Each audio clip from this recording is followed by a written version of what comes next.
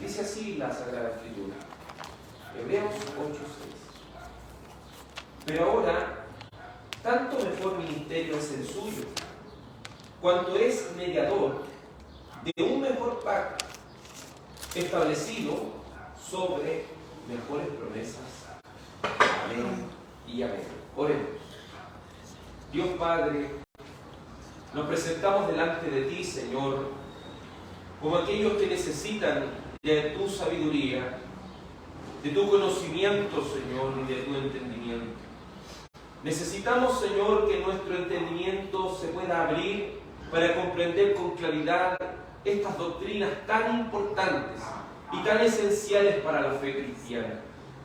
Señor, necesitamos conocerte y entenderte más por medio de las Sagradas Escrituras y a través de los pactos entender a más profundidad lo maravilloso que es tu salvación. Por amor de tu precioso nombre, Señor, que esta enseñanza pueda quedar como clavo hincado en nuestro corazón, para que con entendimiento comprendamos lo maravilloso y eterno que es tu poderosa salvación. En el nombre de tu amado Jesús. Amén. Amén. Estamos viendo lo que son los pactos. Ya por aproximadamente 12 a 13 martes ya hemos estado estudiando con respecto a los pactos. Estamos precisamente en el pacto de gracia. En este pacto de gracia, en el primer preámbulo que hemos hecho con respecto al nuevo pacto, es que este nuevo pacto fue anunciado por quién. ¿Por quién fue anunciado el nuevo pacto? Y anteriormente, ¿por quién fue anunciado?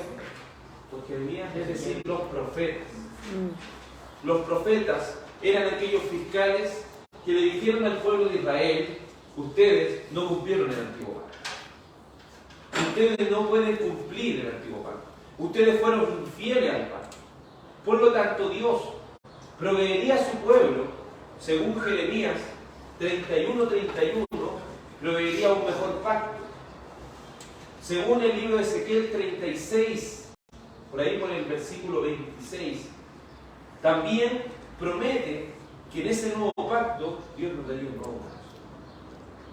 Entonces vamos viendo cómo los profetas pudieron anunciar de este nuevo pacto. Y anteriormente vimos cómo Cristo Jesús es quien cumplió, selló con su propia sangre y consumó este nuevo pacto. ¿Se acuerdan cuando hacemos la Santa Cena que se reitera? Este es la copa, ¿cierto? La copa del nuevo pacto, dice, en mi sangre. Lo maravilloso de la cena del Señor y del bautismo es que son cosas visibles acerca de lo que Dios ha hecho en nosotros. Son elementos visibles que muestran de manera que usted puede captar con los ojos lo que Él ha hecho en nosotros. Su sangre nos ha redimido. Su cuerpo partido ha pagado nuestras culpas y nos ha hecho herederos de un nuevo y mejor pacto. El pacto, y para que el antiguo pacto quedara obsoleto, debía haber muerte del testador. En eso habíamos quedado la vez pasada. Porque si muere el testador, muere aquel dueño de aquel hombre que cumpliría el pacto, daría paso a uno nuevo. Así como son las herencias. Para que las personas reciban la herencia tiene que morir el que es el principal heredero. Muriendo el principal heredero, todos los demás pasan ahora a heredar las promesas de Dios. Entendiendo esto, que Cristo Jesús es el sello del nuevo pacto. Hemos dicho, la teología pactual bautista se caracteriza por ser una teología pactual cristocéntrica. Cuando hablamos del nuevo pacto, no estamos diciendo que el antiguo pacto es de alguna manera el nuevo pacto, no. Ni siquiera decimos que es una continuidad el antiguo pacto del nuevo pacto. Por eso se le llama nuevo, ¿cierto? Sí. Es diferente, nuevo, es más completo. Y lo que queremos tocar hoy, que este pacto, como usted bien lo ha leído en Hebreos capítulo 8, versículo 6, utiliza la palabra mejor 3 veces. Dice Ahora, por tanto, mejor ministerio es el suyo, por cuanto es mediador de un mejor pacto, establecido sobre mejores promesas. La palabra mejor se utiliza 3 veces, una y otra vez. Entonces, comprenderemos con esto que por algo el escritor de los Hebreos, que no podemos saber a ciencia cierta quién fue, reiteró acerca de lo mejor que es el Señor. Y parte diciendo que hay un mejor mediador. Hay un mejor intermediario. Y ese mejor intermediario, ese mejor mediador, ¿quién es? Cristo. Entiéndase por mediador lo que hacían los sacerdotes en la antigüedad. Los sacerdotes en la antigüedad tenían que ofrecer sacrificios por sí mismos para estar puros, ¿cierto? Sí. Y luego ofrecer sacrificios por los demás. Estaban intercediendo por los demás. Estaban mediando entre Dios y el pueblo. El pueblo es pecador. Dios es completamente santo. Entonces, ¿qué es lo que necesitamos?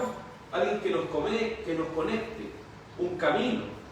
En ese sentido, Cristo Jesús cumple a gran cabalidad, porque nos une con Dios.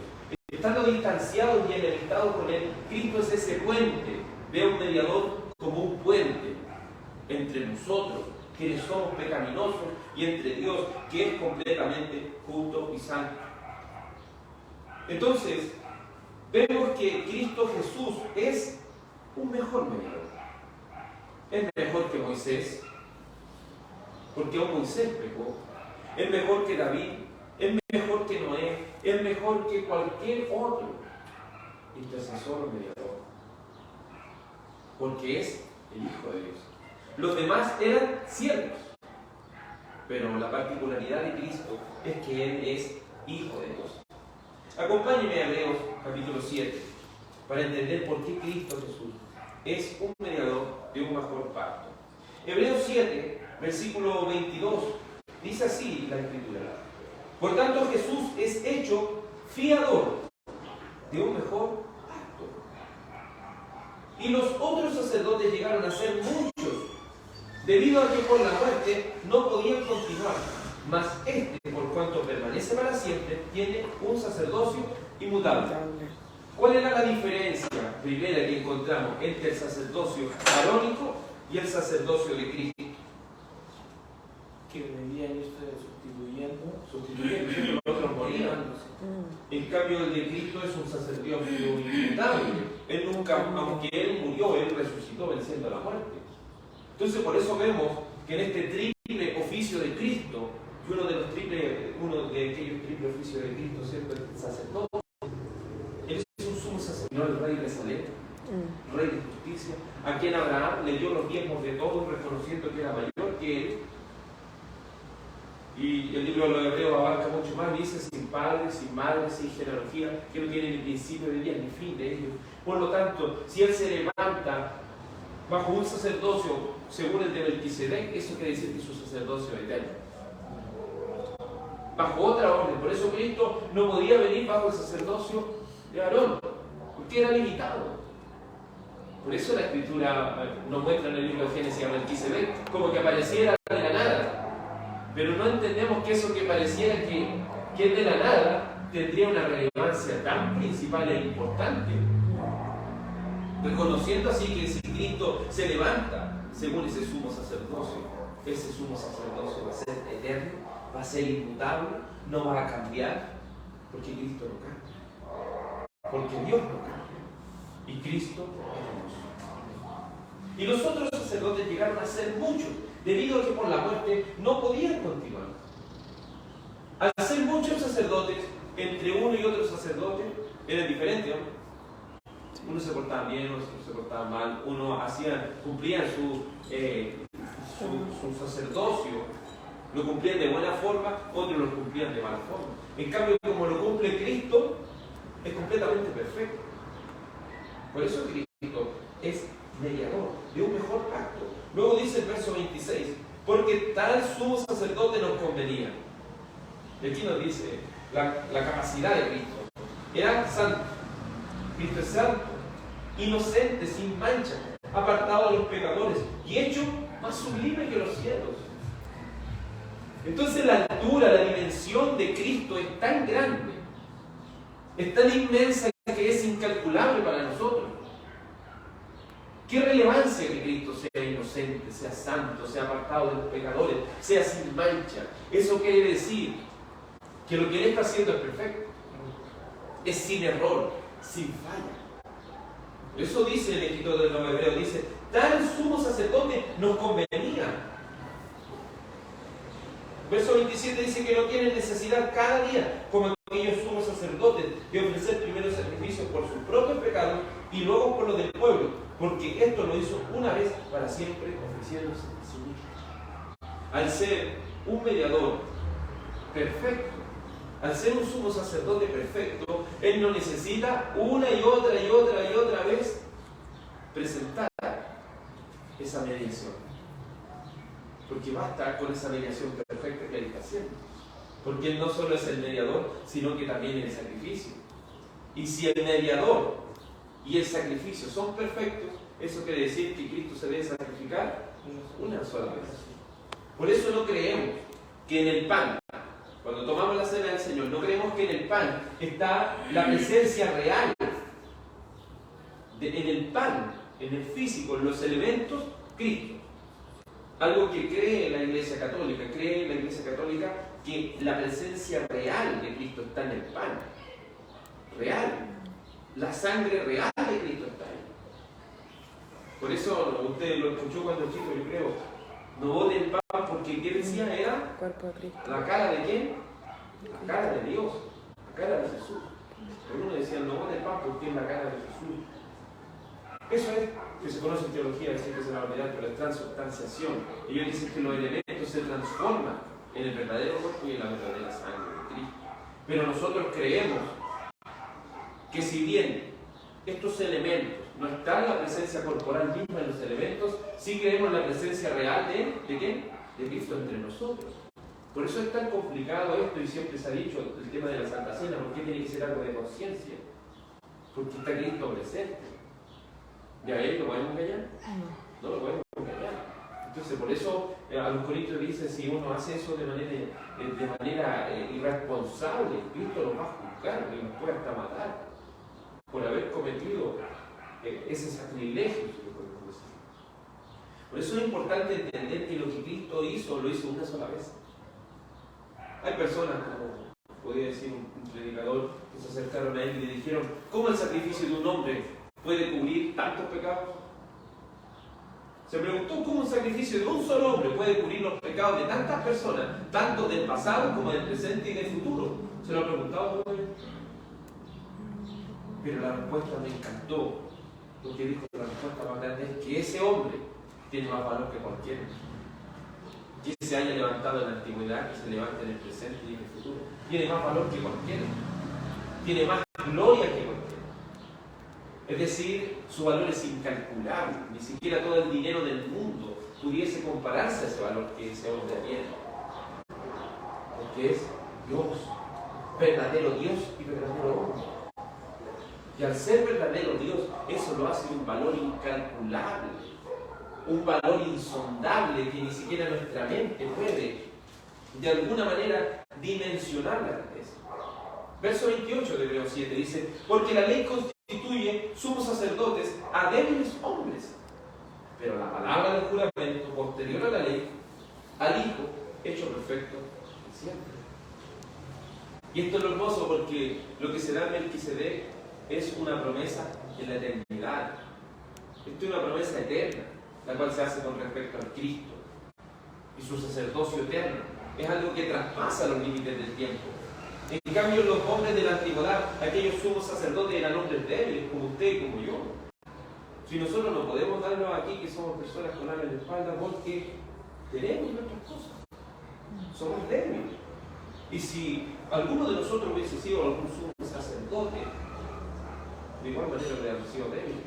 Por eso la ley constituye sumos sacerdotes hombres débiles. ¿Qué está diciendo aquí? El antiguo pacto, ¿qué hacía? Colocaba como sumos sacerdotes a personas débiles. Por eso los hijos de Aarón murieron, porque eran personas débiles, como usted y como yo. Pero la palabra del juramento, posterior a la ley, al Hijo hecho perfecto siempre. Por eso en el libro de los Salmos se repite una y otra vez, y nuevamente aparece la figura de Melquisedec y dice: tú eres sacerdote para siempre según el orden de Melquisedec. Yo creo que alguien que lee eso en el libro de los Salmos y lo leyó en Génesis todavía no entiende si está desconectado de lo que pasa más adelante progresivamente. Por eso vemos que la revelación es progresiva. La revelación de Dios es progresiva. Vemos a Melquisedec que aparece de la nada. Después vemos que en el libro de los Salmos dice el juramento: tú eres, porque es un juramento, tú eres sacerdote para siempre según el orden de Melquisedec. Entonces nos damos cuenta del antiguo pacto. ¿Es mejor? No es mejor. No es suficiente. No es que haya algo malo en el antiguo pacto, sino lo malo, ¿sabe cuál es? Somos nosotros. Si la ley no es mala, somos nosotros. Entonces vamos viendo cómo Cristo es mediador de un mejor pacto. El libro de Hebreos 4:15 dice algo tan hermoso que nosotros, si lo pudiéramos destacar en la Biblia, sería tan importante para nosotros entender esto. Dice el libro de Hebreos, capítulo 4, versículo 15. Mire lo que dice: porque no tenemos un sumo sacerdote que no pueda compadecerse de nuestras debilidades, sino uno que fue tentado en todo según nuestra semejanza, pero sin pecado. ¿Se da cuenta de lo que dice aquí? Si Él no es alguien que no pueda compadecerse de nosotros, Él se compadece, hermanos. Él se compadece de nuestra debilidad. Cristo la experimentó en carne propia, entonces Él lo entiende, en otras palabras, Él lo entiende. No entiende. Él sabe que somos débiles. Obviamente Él nos justifica las cosas malas que nosotros hacemos, pero Él sabe lo difícil que es ser un ser humano. Él se puede compadecer de nuestra debilidad, ¿y sabe por qué? Porque Él fue tentado en todo. Y esta palabra todo, quizás nunca hemos predicado eso. Nunca hemos detenido a lo mejor a pensar que Cristo fue tentado en algunas cosas. Él fue tentado en todo. En todo. ¿Y quién lo tentó a Él? Satanás mismo.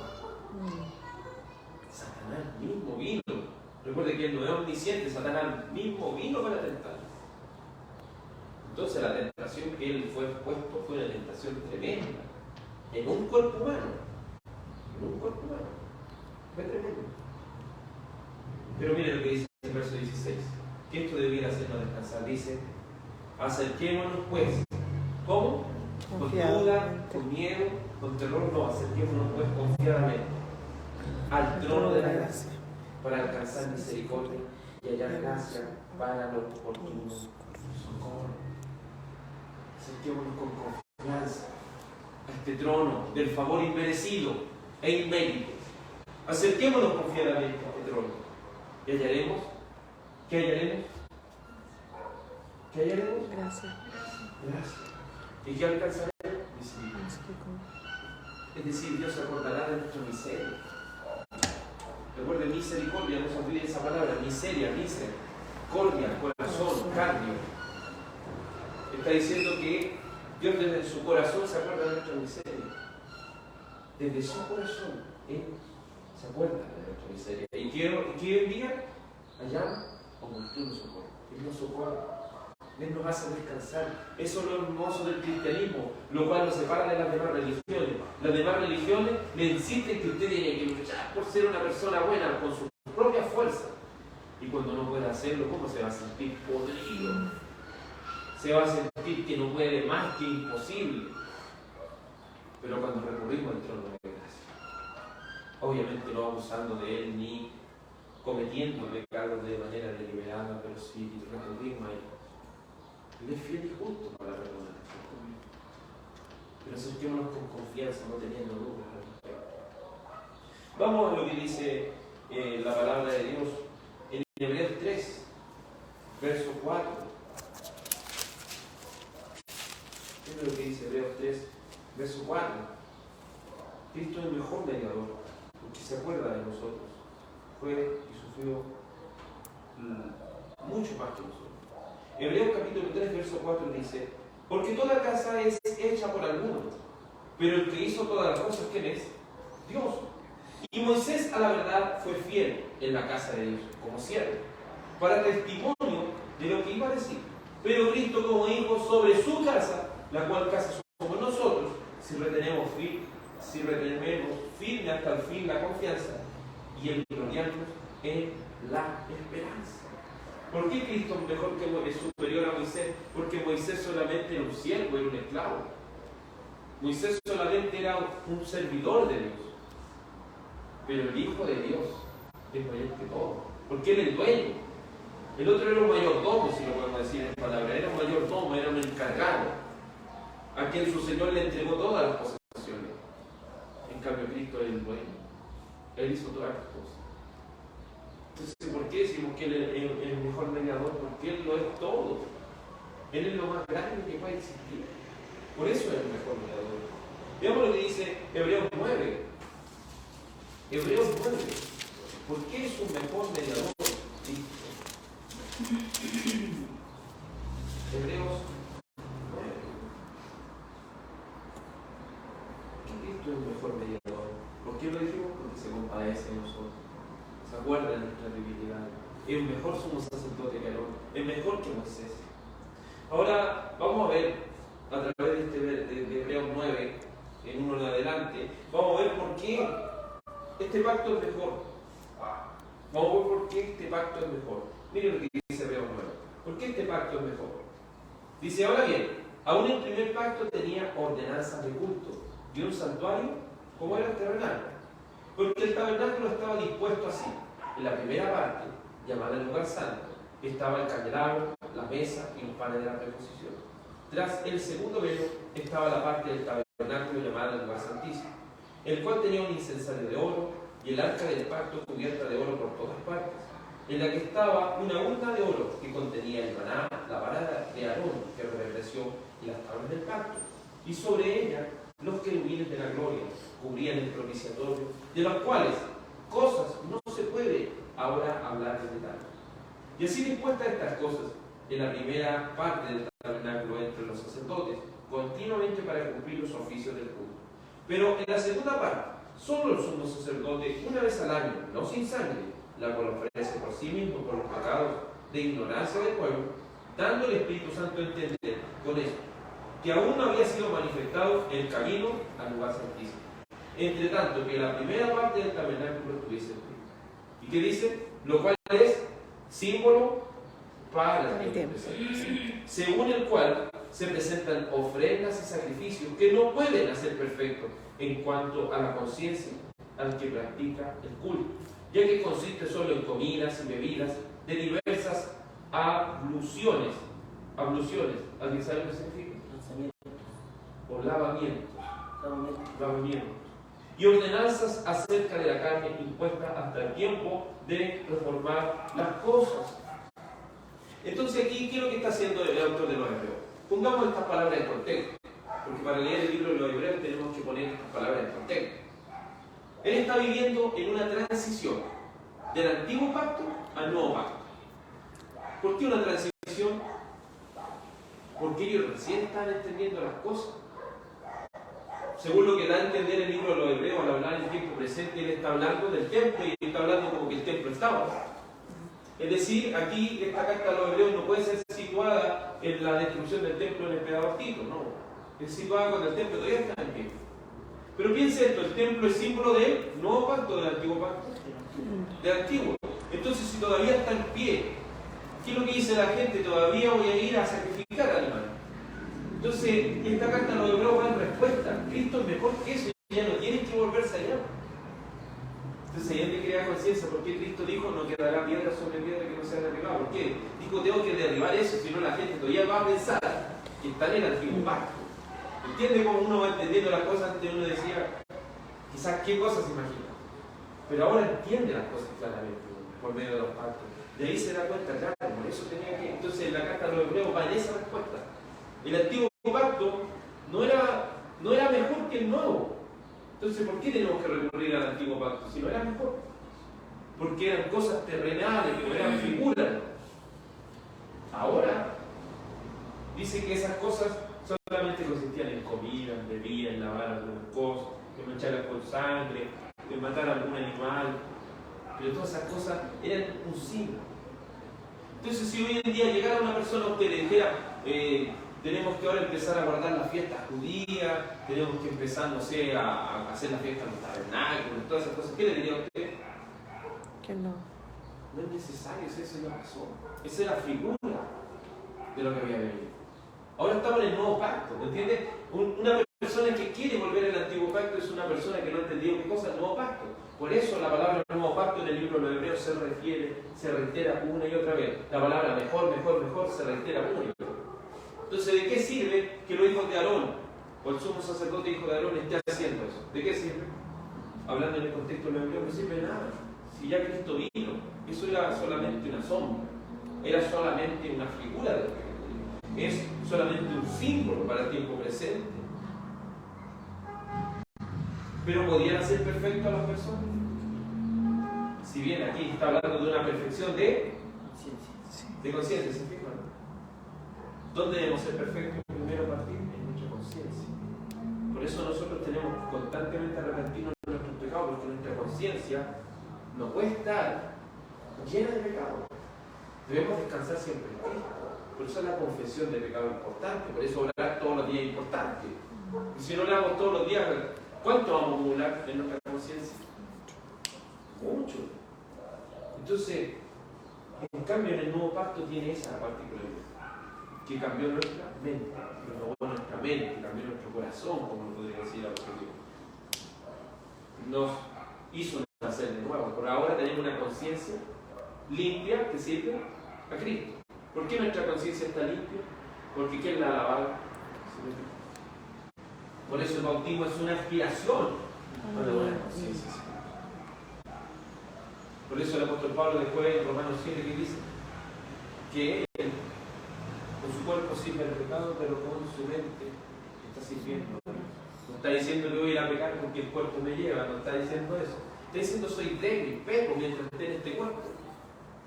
Pero con mi mente me arrepiento de mi pecado, aborrezco mi pecado, me da asco mi pecado. Quiero desprenderme de mi pecado. Y la única manera es recurriendo. ¿Y qué nos dice Cristo? Nosotros ya morimos. Si nosotros estamos muertos, muertos para el pecado. ¿Y vivimos ahora para qué? Por eso el pecado no puede enseñorearse de nosotros, porque ya no estamos bajo la ley, sino que estamos bajo la gracia. Al morir Cristo, el pecado murió junto con nosotros.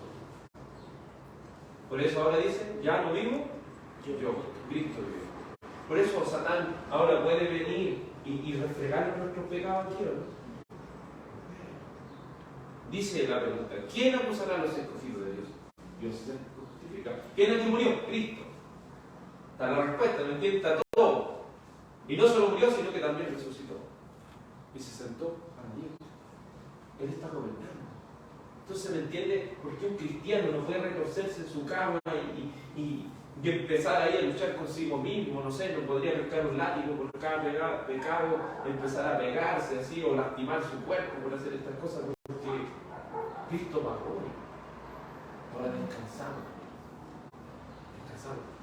Entonces, el antiguo pacto era terrible, si uno lo considera. El antiguo pacto era terrible, porque no estaba el Espíritu Santo. Eso es lo que dijimos en la clase anterior, no sé si estaban ustedes, pero algunos de ustedes deben entender esto. Algunos dicen David pecó, sí, y lo comparan hoy día también, pero no es lo mismo, porque David no tenía el Espíritu Santo como ahora. Porque ¿qué dice el Señor en San Juan 16? Le dice, yo le voy a enviar el Consolador, el Espíritu Santo. Entonces se dice que en ese momento lo envía.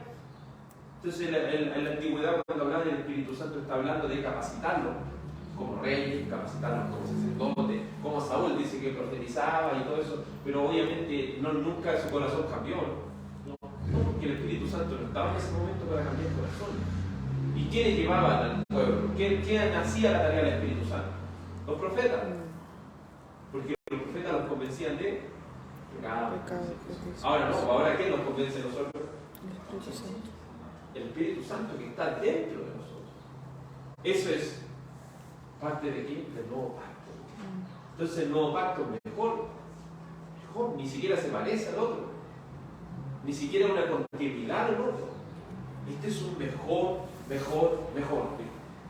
autor de los tiene un mejor mediador, es un mejor pacto y tiene mejores promesas.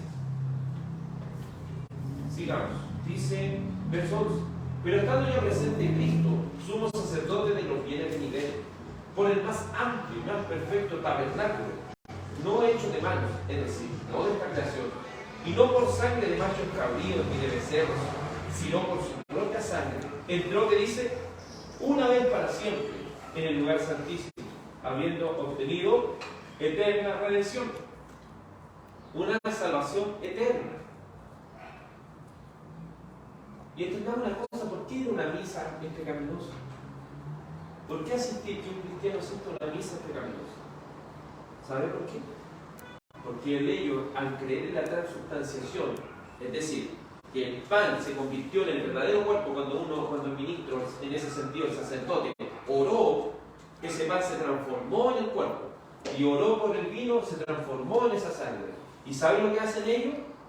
¿Por qué se han fijado lo que hacen ellos? No sé si lo han visto que hacen esto. ¿Han visto que hacen eso? ¿Por qué hacen eso? Porque ellos están presentando la sangre, están sacrificando a Cristo, porque están presentando al Padre. Aquí estoy sacrificando a Cristo, aquí estoy partiendo su cuerpo. Ellos están sacrificando cada misa, ellos están sacrificando a Cristo. Y ahí es donde debemos tener cuidado con esta palabra, hermano. La palabra sacramento. Nosotros como bautistas particulares, bautistas reformados, no le llamamos sacramentos, le llamamos ordenanzas. Porque sacramento viene de los sacerdotes, ¿me entiendes? Entonces ellos dicen que un sacerdote es el que tiene que hacer el sacramento. ¿Me entiendes? Por eso todo eso viene de un sacerdocio, pero no de los creyentes, sino de ciertas personas. Entonces eso es totalmente antibíblico. Por eso nosotros le hablamos de testamento santo, o ordenanza. Son ordenanzas del bautismo y la Santa Cena. No son sacramentos. Eso es lo que es, pero es importante entender. Verso 13: porque si la sangre de los toros y de los machos cabríos y las cenizas de la becerra rociada a los inmundos santifican para la purificación de la carne, ¿cuánto más la sangre de Cristo, el cual mediante el Espíritu, dice, eterno, se ofreció a sí mismo sin mancha a Dios, limpiará vuestras conciencias de obras muertas para que sirvan al Dios vivo? Nótese, no sé si se haya fijado, pero muy pocas veces hacemos énfasis. Hablamos del perdón, hablamos de eso. Pero aquí, la conciencia. Conciencia. ¿Cuánto más la sangre va a limpiar la conciencia? ¿Por qué limpiar la conciencia? Porque ya el pecado ya nos enseña a nosotros. Ya el enemigo no puede limpiar con nuestros pecados, porque Cristo pagó por eso. Nos lavó, nos limpió. Lloramos por nuestro pecado, sí, porque nos puede ofender a Cristo. Pero sabemos que ese pecado ya no nos puede matar, porque ya nos mató a Cristo. Ya mató a Cristo. Porque el que quebranta la ley, ¿qué iba a hacer? Morir. ¿Y quién murió por nosotros? Cristo. Él ya murió. Entonces nosotros nos vamos a morir. Obviamente, eso no quiere decir que no va a tener consecuencias, siempre habrá consecuencias, pero no vamos a perder nuestra salvación. Y nótese que después del capítulo 9, ¿cuál viene? Obviamente el capítulo 10. ¿Y de qué habla 10:26? Si pecaremos voluntariamente después de haber recibido el conocimiento de la verdad. ¿Por qué dice eso? Que después de todo lo que estoy hablando, Cristo murió por nosotros, Él nos limpia la conciencia. Entonces una persona podría decir, entonces voy a pecar y total, pido perdón y mi conciencia está limpia, mi conciencia está limpia. No, cuidado. Si pecamos de una manera voluntaria, deliberada, como a sabiendas y empezamos así, recuerden que el pecado, viene de la palabra catá, ¿cierto? Que es errar. Entonces estamos hablando de un pecado por debilidad, de hierro, por errar. No estamos hablando de pecado a sabiendas, voy a hacer esto, ¿entiendes? Porque yo lo hago igual. No, eso ya Cristo no murió por esos pecados. Cristo murió por aquellos pecados por debilidad. Eso no llega a no por unas personas que a sabiendas hacen esto pensando que esto no daña el perdón. ¿Entendamos eso también? Verso 15, así que por eso es mediador de un nuevo pacto, para que interviniendo la muerte para la remisión de las transgresiones que haría bajo el primer pacto, los llamados reciban la promesa de herencia eterna. Porque donde hay testamento es necesario que intervenga la muerte del testador. porque el testamento con la muerte se firma, pues no es válido, entre tanto que el testamento vive, de donde ni aun el primer pacto fue instituido sin sangre. Porque habiendo anunciado Moisés todos los mandamientos de la ley a todo el pueblo, tomó la sangre de los becerros y de los machos cabríos con agua, lana, escarlata y sopo, y roció el mismo libro y también a todo el pueblo, diciendo: esta es la sangre del pacto que Dios os ha mandado. Entonces, para que exista un pacto, ¿qué es lo que tiene que haber? Sangre. Ahora entiendo por qué dice: esta es la sangre del nuevo pacto. O este es el nuevo pacto, sangre. ¿Por qué dice eso? Porque todo pacto tiene que ser hecho con sangre. Pero lo otro, el antiguo pacto era con una sangre de un animal. Ahora es con la sangre de Cristo. Y podemos comparar la sangre de Cristo con la sangre de un animal. Por eso Hebreos 10:26 dice: si una persona pecaba la ley de Moisés, estaba pisoteando la sangre de un animal. Pero el que peca voluntariamente en el nuevo pacto está pisoteando la sangre de Cristo. Entonces, ¿cuánto mayor castigo piensan que va a recibir? Por eso dice que los que, si alguien ha pecado voluntariamente después de haber recibido conocimiento de la verdad, ya no queda más sacrificio ni perdón por los pecados, sino una reina reflexión de juicio y el por de fuego que ha de devorar a los adversarios. ¿Por qué pasa eso? No, esa persona no se va a arrepentir porque ya ha jugado con las cosas de Dios. Eso no se hace. Eso sí que no se hace. Luego dice, verso 21. Y además de esto, roció también con la sangre del tabernáculo y todos los vasos del ministerio. Casi todo es purificado según la ley con sangre, y sin derramamiento de sangre no se hace remisión. Luego dice: fue pues necesario que las figuras de las cosas celestiales fueran purificadas así, pero las cosas celestiales mismas con mejores sacrificios que estos. Porque no entró Cristo en el santuario hecho de mano, figura del verdadero, sino en el cielo mismo, para presentarse ahora por nosotros, ¿ante quién? Ante Dios. Y no para ofrecerse muchas veces, como entra el sumo sacerdote al lugar santísimo cada año con sangre ajena. De otra manera le hubiese sido necesario padecer muchas veces desde el principio del mundo. Pero ahora, en la consumación de los siglos, se presentó una vez y para siempre por el sacrificio de sí mismo para quitar de en medio el pecado. Aquí nótese que utiliza, y aquí voy a poner un paréntesis, utiliza cuando iba a venir Cristo en la consumación de qué cosa? En la consumación del siglo. Por eso se habla de este siglo y del venidero. Porque cuando vino Cristo era la consumación del siglo. Ahora nosotros estamos esperando el venidero. Sí, es decir, esta parte estamos llegando a la última parte. Por eso él dice el apóstol Pedro: la noche está avanzada. Desechémonos toda la obra de la tiniebla, vistámonos de las armas de la luz. Porque la oscuridad esto va pasando, la luz va avanzando. Para llegar a eso tan maravilloso que es cuando Cristo consume todas las cosas. Entonces, es un mejor pacto. Es un mejor pacto. Porque el mejor de los pactos es mejor que el antiguo pacto. Es mucho mejor. Es mejor. Porque el antiguo pacto no tenía la capacidad de hacer una conciencia perfecta. No tenía esa capacidad. Mire, veamos lo que dice el libro de Romanos 8. Libro de Romanos 8. Hagámonos la pregunta: ¿por qué este es mejor que el antiguo pacto? ¿Por qué es mejor? Romanos 8.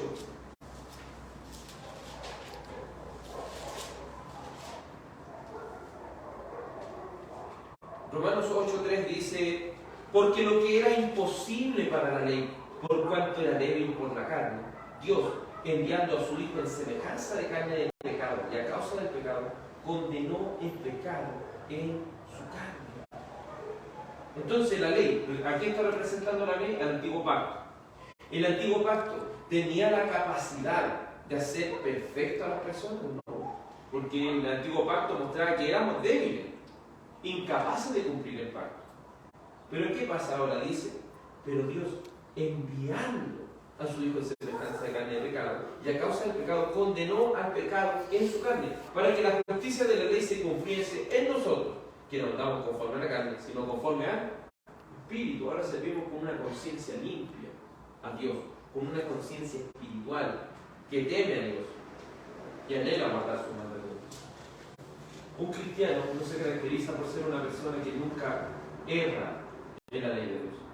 Se caracteriza por una persona que anhela ser como Cristo, como una persona que anhela cumplir la ley de Dios. La medita de día y de noche porque anhela algún día nunca más fallar en eso. De los que están aquí alguna vez han pedido y han dicho: Señor, anhelo el no fallarte nunca más. Anhelo llegar a ese día, Señor, donde sea perfeccionado y nunca más, Señor, nunca más te voy a fallar. ¿Por qué nos duele pecar? Si somos verdaderos cristianos, nos duele pecar y nos carcome por dentro. Pero descansamos y decimos como el apóstol Pablo, después de haber dicho que era un miserable, dijo: pero gracias doy a Dios por Jesucristo. Le doy gracias. Y si no fuera por Jesucristo, si no fuera por este nuevo pacto establecido sobre mejores promesas, ¿qué sería de mí? Gálatas, vamos al libro de Gálatas. Gálatas capítulo 3.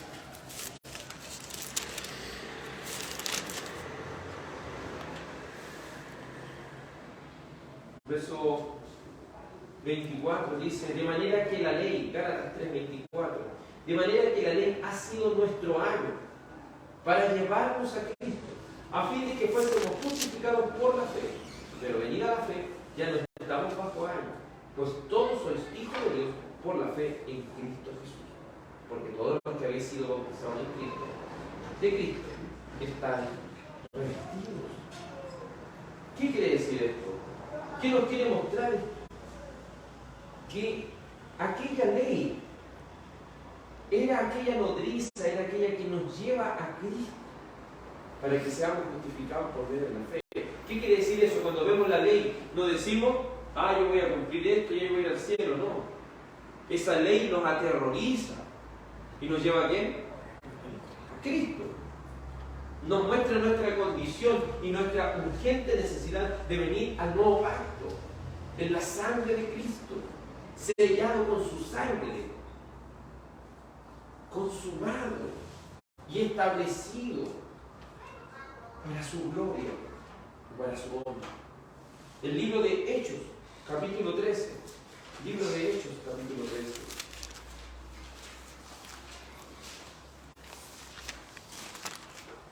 Hechos 13,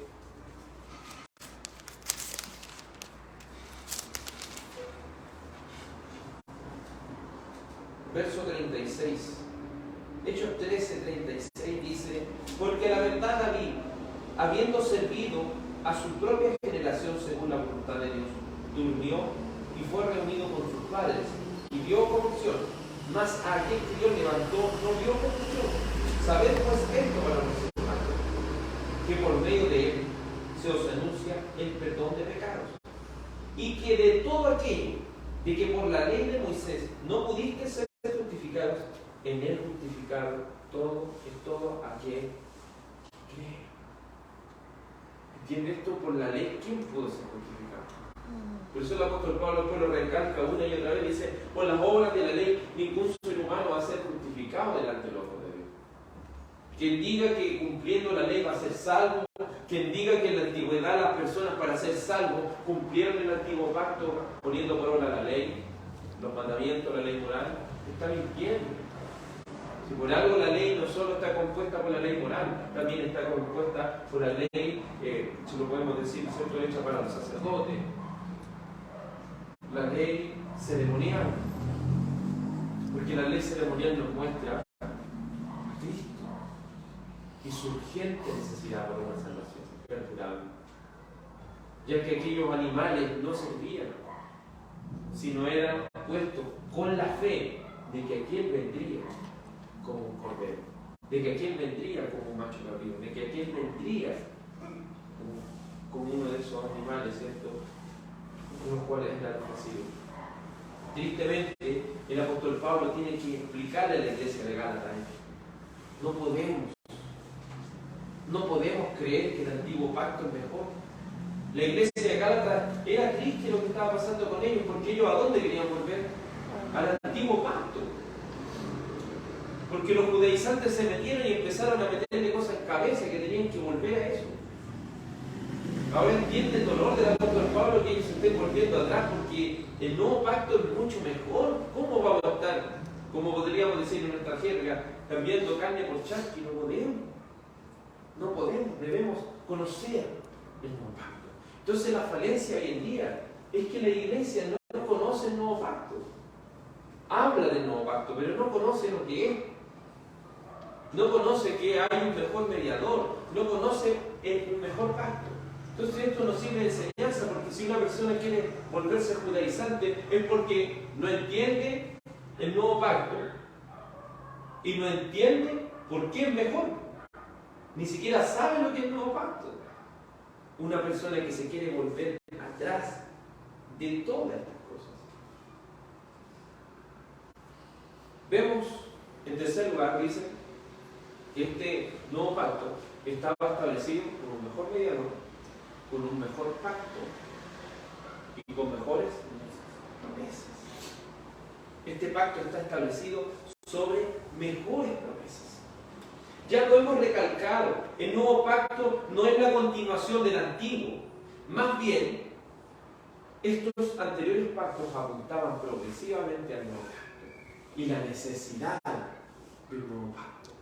Siempre fue necesario un nuevo pacto.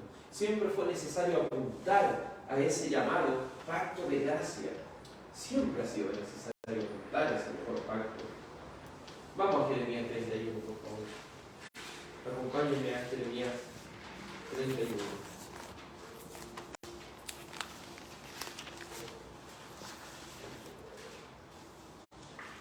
Si alguien me puede decir la hora, por favor. 9:17. 9:17. Vamos a tener que dejar esta parte aquí y dejarla para la próxima. Eso sí que hay que analizar mucho. Jeremías 31. Dice así Jeremías 31. He aquí que vienen días, dice Jehová, en los cuales haré nuevo pacto con la casa de Israel y con la casa de Judá. No como el pacto que hice con sus padres el día que le tomé de su mano para sacarlo de la tierra de Egipto, porque ellos quisieron invalidar mi pacto, aunque fui yo un marido para ellos, dice Jehová. Pero este es el pacto que haré con la casa de Israel después de aquellos días, dice Jehová. Daré mi ley en su mente y la escribiré en su corazón.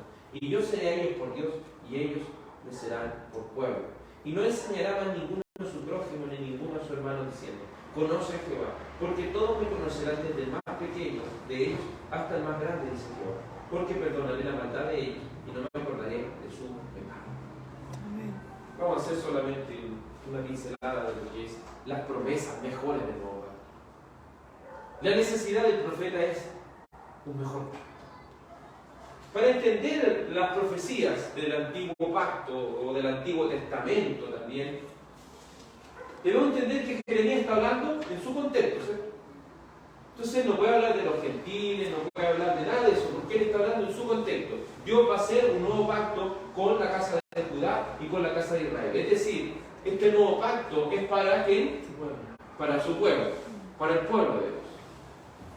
¿Quién recibe más adelante la revelación de la inclusión de los gentiles? ¿Quién estaba ahí y recibió la visión? Un lienzo, Pedro, ¿cierto? Ahí él dice, pero ¿cómo ir allá? Como que él no entiende si el nuevo pacto es para nosotros. Uno entiende eso, porque quiere representar esos animales, todo eso era del pacto, ¿no entiende? Entonces uno dice, ¿cómo ahora en este nuevo pacto voy a comer animales que el antiguo pacto nunca me dijo que tenía que hacer? Entonces ahí, ¿qué sucede? Él va a la casa de Cornelio y, haciendo palabras simples, él recibe el Espíritu Santo. Entonces todos se maravillan y dicen, ¿cómo? También sobre los gentiles está viniendo este nuevo pacto. ¿Cómo? Están recibiendo promesas del nuevo pacto, del nuevo corazón, lo están recibiendo los gentiles. Entonces, ¿me entiende cómo? No es que Jeremías se haya equivocado en decir que solamente era con la casa de Israel y la casa de Judá, sino que él está hablando con palabras de su tiempo, está hablando del pueblo de Dios. Voy a establecer mi pacto con el pueblo de Dios. Y este pacto era con toda la casa de Israel, con todos los israelitas que existieran en ese momento. No, solamente con el Israel de Dios, del cual se le dijo a Elías: dentro de todo este pueblo hay 7.000 rodillas que no se han doblado. Ese es mi pueblo.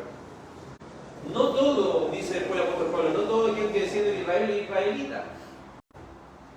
No todo aquel que dice que es de Israel lo va a hacer verdaderamente, sino aquellos que por la fe lo son. No entendamos que debemos entender eso, que las promesas vienen por medio de la fe y no por medio de lo sanguíneo. Entonces, estas promesas tan nuevas, tan perfectas, ya le están poniendo algo grande, que es un nuevo corazón. Algo que el antiguo pacto, la ley donde está escrita, en piedra. Y ahora la ley donde está escrita. ¿Qué quiere decir eso? En palabras simples esto, que Él nos restituyó a su imagen y semejanza. Eso quiere decir. Porque la ley está escrita en todos los corazones, de todo el mundo. Pero ¿sabe cuál es la diferencia? Que está oscurecida en los corazones, está destrozada esa imagen. La gente sigue siendo imagen y semejanza de Dios. Por eso entiende de alguna manera que robar es malo, no sé, faltarle al respeto a los papás es malo. Pero ya faltar, no sé, un día domingo a la iglesia, eso no lo ve como malo, porque eso ya está oscurecido. ¿Entiendes? O no servir a Dios con todo el corazón, eso ellos no lo entienden. Pero los otros mandamientos sí. Pero ahora, en el nuevo pacto, cuando nuestro corazón ha sido cambiado, ahora sí, vamos a la ley y decimos, sí, el día domingo es el día del Señor. No somos cristianos de los 9 mandamientos, somos cristianos de los 10 mandamientos. Creemos que hay un día que apartamos para el Señor. Y es el día que Él ha establecido. Creemos, ¿cierto?, que debemos servir al Señor. Creemos que no debemos tomar su nombre en vano. Creemos y vamos, ¿cierto?, ahí vamos viendo, porque eso Él nos restituyó en nuestra conciencia, la volvió a restituir a su imagen y semejanza. Por eso dice: con mi mente yo sirvo a Dios, y este cuerpo carnal es el que todavía tiene que ser transformado. Por eso necesitamos la resurrección, para completar estas promesas.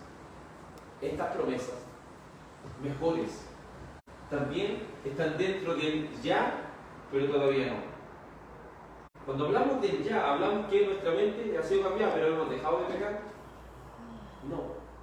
Por eso hablamos del ya. Ya nuestra mente ha sido cambiada, pero todavía no hemos sido completados a su imagen y semejanza. Por eso hablamos que las promesas del nuevo pacto, no podemos decir todas las promesas del nuevo pacto se cumplieron, no se han cumplido todas. Estamos en esa progresión, en el ya, pero todavía no. Las promesas actuales las estamos viviendo, pero vienen todavía le quedan más promesas del nuevo pacto. ¿El antiguo pacto cambiaba el cuerpo de las personas? ¿Los transformaba? No. El antiguo pacto era una ley y sacrificio, los cuales apuntaron siempre. Por eso, nuevamente se lo regalo. El antiguo pacto no es el nuevo pacto, perdón, no es la continuación del antiguo. Es un mejor, esa es la palabra, es un mejor y nuevo pacto. Oremos a Dios. Amén. Dios Padre, qué maravilloso, y hasta el tiempo se nos hace corto hablando de lo hermoso que es este mundo. Tú eres un mejor mediador que te compadeces de nosotros, Señor. Eres un mediador que fue probado en todo, aunque nunca pecó. Señor, tal sumo sacerdote nos convenía.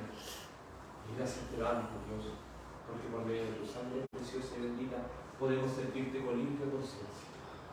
Anhelamos ser como tu Hijo, Padre.